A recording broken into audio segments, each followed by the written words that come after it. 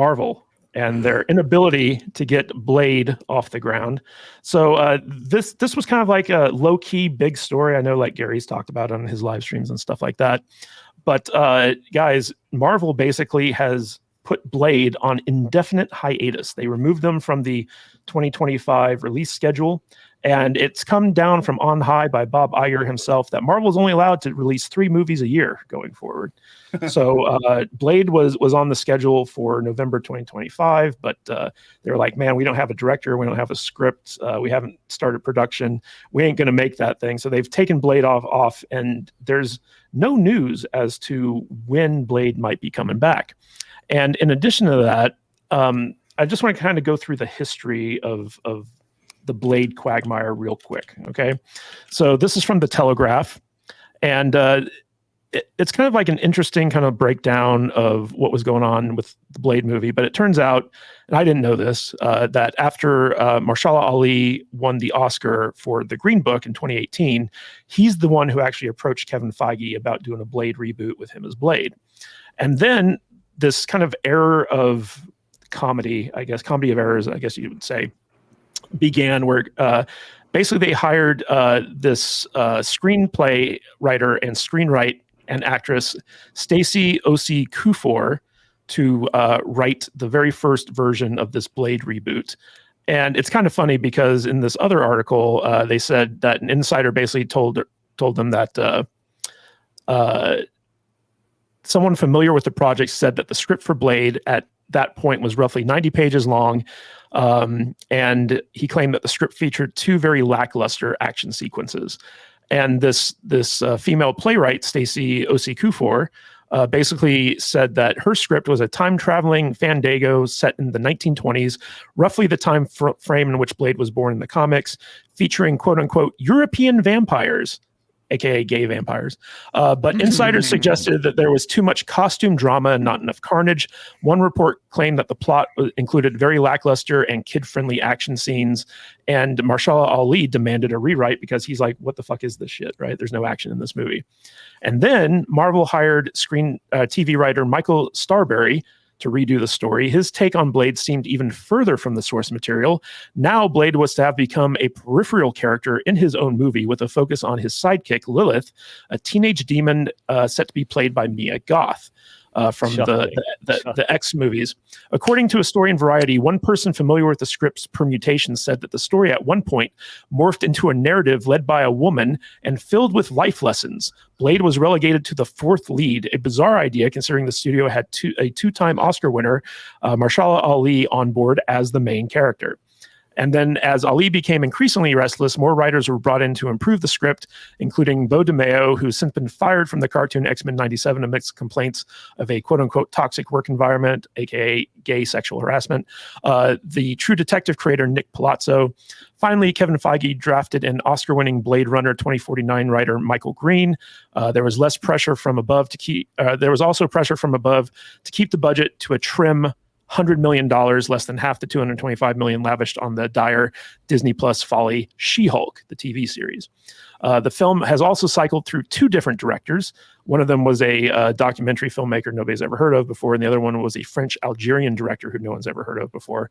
And basically, this is just kind of like a really funny comedy of errors to see this development process which should be an easy thing, right? In fact, this article ends by saying, Wesley Snipes remarked on the DVD commentary of the original film, Blade has to start the movie killing vampires and end the movie killing vampires. It couldn't be simpler, the formula for this movie. Yet somehow Marvel has made it complicated and defanged what would have been a sword-slashing, surefire smash. And guys, link to these articles is in the description. But guys, they're right. Blade isn't Shakespeare. It's not rocket science. It's very easy to write a Blade movie, right? So, Mr. Reagan, I know you haven't been doing Alpha Critic for a while, but you do kind of still show up on Sebastian Gorka's Make Movies Great Again segment to talk about pop culture and filmmaking, stuff like that. Why can't Marvel figure out how to do a Blade movie? Well, they don't really have to, because I mean, how many characters have they yet to turn black? They still got so many. They could turn Thor black. They could turn Loki black. There's so many. There's so many. The Hulk could probably be Black Hulk soon. Yeah, they love turning characters black, but when they have an original black character, for some reason, that's difficult for them. I tell you what, give me the script. Just let me write you the script. I'll do it. I'll do it for free. I just want to see another good Blade movie. And like you said, Wesley Snipes, everybody loves Wesley Snipes. Still, we all love Wesley Snipes. He's a pretty old guy now. But give him some cameos. Get a good actor. Okay, it doesn't have to be a friggin' Oscar winner. They don't have to be gay. It doesn't have to be a woman. It doesn't have to be any of this stuff. This is the crazy thing. Writing stories is actually relatively simple. The difficulty is taking the sort of like the stories that we've seen for 1,000 years and putting something in there that people are going to find new and interesting. That's the tricky bit, right? Focus on that. Don't none of this race swapping, none of this gender swapping nonsense. This is not it. This is not going to help you. They've been trying to do this for like 10, 15, 20 years now, to try to do this. Like, let's make the Force female and all this kind of stuff. And it never worked. It's sort of like communism. They keep going, real communism hasn't been tried yet. Real race swapping hasn't been tried yet. Well, yes, it has, actually. You keep doing the same damn thing over and over again. And they keep thinking it's somehow going to magically work this time, and it never does. I mean, look, occasionally you can write things with female leads. You can write things, with black guys in the lead or gay people or something like that, and you can make amazing stuff. But like, this is their go-to thing constantly, and it's the same thing that we always say. Like, what does they say? Get woke, go broke. Yeah, we all know that it's such a boring thing to say now, because it's so obviously true, and they just don't ever learn their lesson. It's kind of weird, actually. It's confusing at this point, because I think for a long time people kept saying, "Oh, this will be it. This will be the time they learn their lesson." Right? Like Doomcock always used to say it. It's like, I think they figured it out now. I think with this project, we know that they're done. They're going to actually do good Star Wars now. They're going to actually do good Marvel now. And they just keep doubling down and tripling down. And they just never, it's like a giant pit that they keep digging themselves into. And they never figure out how to get out of it. And it's so easy, but it's like the one thing that they need to do to get out of it, they won't do, which is just like tailor their projects to the people who want to watch them, which is like primarily white guys. So Odin, they have a 2-time Oscar winner with Mahershala Ali, who's a fantastic actor. And they hire a female playwright to basically write her version of an Anne Rice novel. And Mahershala Ali is like, dude, where's the badass vampire killing? And then they hire a total woke guy to basically replace Blade with a female main character and sideline this 2-time Oscar winner. And Mahershala Ali is like, why am I sidelined in my own Marvel movie? And all he wants to do is cash those big comic book checks. He just wants to cash in on some of his fame and acclaim and stuff like that. And he's like, why is this so hard? Odin, why is it so hard for Marvel to just make a Blade movie? Because this is what happens when activists take over. Because activists aren't really caring at all about the money. They want the message, right? All that matters is the messaging.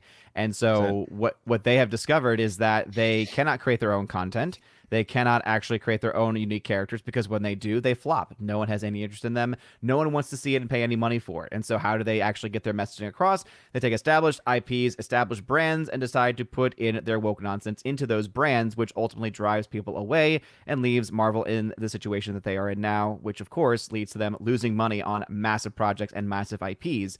So it's really not all that surprising, seeing with the direction that all of the companies under Disney have been going through. Now, I'm wondering if maybe because of the recent reporting about how Marvel is turning things around and starting to take things more seriously, I'll believe it when I see it. As we all know, they've already got so many films in the pipe already, and any real effect and any real change will not be actually felt until another 3 to 4 years have gone by and these projects can actually go through. But this would be a great place to start, of being like, all right, let's go back to basics. Let's just make a badass Blade film. Because guess what? If you just stick to a basic, you even make a 90-minute film, you somehow make it for $100 million or less, because you can do that for a Blade movie. Guess what? You can make bank. If it's all about making money, that's how you make money. Also, in addition to that, by making money, you also, by proxy, in most cases, are making a good story that fans actually enjoy. So fans don't really ask for a whole lot. right? Because you could even be critical of films like a Spider-Man No Way Home. But why does everyone love the movie as far as having a lot of enjoyment by it making billions of dollars? It's because it gave fans what they wanted. It gave fans something that they were actually looking forward to and to be excited about. That's what fans do. That's what fans want. So, this whole mindset, and obviously the woke media will always try to say, well, it's not because of the messaging. It's just because, the superhero genre's just been done at this point, right? It's superhero fatigue. No, it's bad movie fatigue, and superhero movies just happen to be a large part of that bad movie fatigue. If you make good films, and if you make movies at the very least give fan service, they will show up. That's very true. And Odin, I want to just pick your brain on this real quick before we get to Mr. Butters, which is basically, I feel like Marvel has the Kamala Harris problem, right? which is basically they don't know how to connect with the male demographic anymore, and therefore the male demographic isn't showing up for them. Like this idea that like you have a vampire with all the strengths and none of the weaknesses, who has dual swords and wants to kill other vampires in gruesome, bloody, single combat. It's like, how hard, like why would you hire a woman to write that, right? Like someone who wants to make an Anne Rice play, essentially. Yeah. Again, it comes down to woke identity politics. It's because they were like, oh, we got to hire a woman. We got to check all of our little boxes, right? And that's where that's what's killing them right now. Because if they just said, all right, nope, we're finding the best person for the job. Let's find someone who's maybe written for Blade before. Let's find someone who maybe is a huge fan of Blade and has done other things, right? And I've said before, as far as directors go, just get the director of John Wick involved in this movie, right? Like, but that's he's a great white. way. Because all the Wick movies Exactly. are fantastic. He's white. And so that's why they need to get out of this whole racial identity politics nonsense, woke, activist BS, and just say, nope, let's make movies great again. Okay, because it could be done, but you got to start saying best person for the job, not what the color of their skin is. Actually judge people based on the content of their character instead. And build the wall. I think Big glorious wall. I think Wesley Snipes and Ryan Reynolds killed this movie. Yeah, but One Dutch, blade. Dutch, I wanted to ask you about that because Wesley Snipes made a very surprising cameo in Deadpool and Wolverine. All right. Thank you for being here, Mr. Reagan. Bye, Mr. Reagan. But no spoilers, you guys. Come on. Thanks for being here, Mr. Reagan. Good night, man. The movie is streaming now, right? You know that, right? Yeah. Well, he's out of the country, so they might not have it where he is at. But Mr. Butters, so like Wesley Snipes had a very famous cameo in Deadpool and Wolverine as Blade, and he made that prophetic line where he's like, there will only ever be one Blade, and he's so far proven true. So what's your take on that? I was just gonna say, I think Wesley Snipes and Ryan Reynolds killed whatever last vestige there was left of this Mahershala Ali Blade movie with that line in that movie, because all the executives and the people at Disney and Marvel had to do was look at the reaction that the public had to that one single line in the Deadpool Wolverine movie. We were like, yes, there was YouTube freaking streams based around that one single line in the thing. There was articles about it. There was, people were tweeting about it. It was crazy. There was a huge, huge reaction. And all anybody wants with these Blade movies is Wesley Snipes to come back and make it. He absolutely is capable of doing it. He looks great. He's in great shape. And, and if he's too old to pull off some of the stuff, well, that's what they have stuntmen and body doubles for. And, but the two main actors that for this new Blade movie and the original Blade are only like 12 years apart, right? Yeah. I don't think, Mahershala Ali's not like a spring chicken either, right? No. So yeah, he's pushing 50. But yeah, I like I said, I think that single line in that movie killed the one that they wanted to make, because I think have finally just put them to a point where it's like, we're making a movie nobody wants. What people want is a Blade movie with Wesley Snipes. And it wouldn't shock me if they announce a movie with Wesley Snipes coming in the next year. So wouldn't surprise me at all.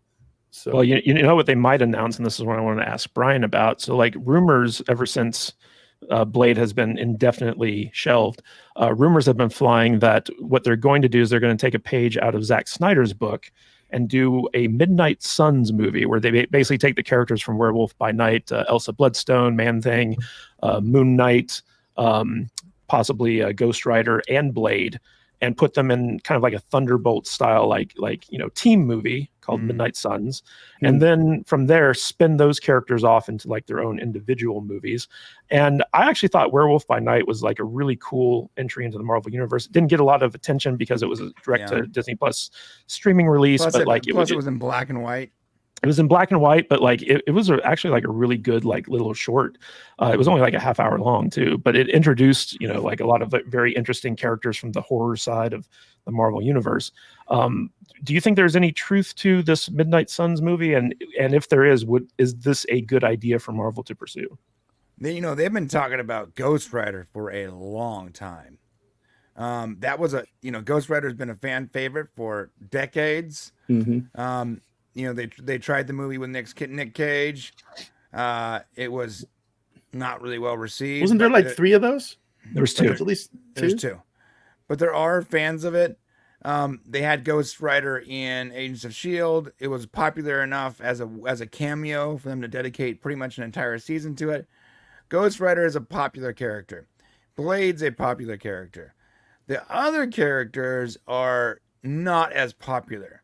But that doesn't mean you can't make franchises out of non-popular characters. Look, the Guardians of the Galaxy characters were not popular characters until the movie, right? I'm only interested unless Morbius is going to be in it. Is Morbius going to be in it? And Morbius is so many things, so probably not. No, it's Morbin time. Let's go. They don't want to deal with any Sony co-owned characters. The thing is, though, like I would like the idea of a Midnight Suns. Yeah, that'd be rad. But like he says in the movie, like Wesley says in the movie, motherfucker's trying to ice skate uphill. Yeah. Like, this is not that hard. Reagan said it. This is not that hard. This is what fans want. They like these characters. It's already been proven. You have the numbers from the comic books and the cartoons and the TV shows of people that have supported these characters for decades. Stop trying to ice skate uphill, dude. This is not that difficult. Turn around and just make another Blade movie. Do I think the idea of doing a Midnight Suns and then spinning off is a good idea? I think that's backwards. I think maybe make a Blade movie and a Ghost Rider movie. Then you can do Midnight Suns, where it introduces like the more like lesser known characters, and then make their 2 movies. Then you can make a Midnight Suns 2 if you want. Like, you can just follow the Avengers, the Marvel Phase 1 playbook, make the popular movies, make your Avengers, then make your less popular characters, make them popular, and then rinse and repeat. I mean, like, they've already had the playbook. They've done this. And they have the numbers. They know what to do. But yes, you need Wesley Snipes for the Blade movie. Like, he's not that old. He looks great. He didn't even have time to bulk up, and he still looked great. Like, he had a very short amount of time to film that.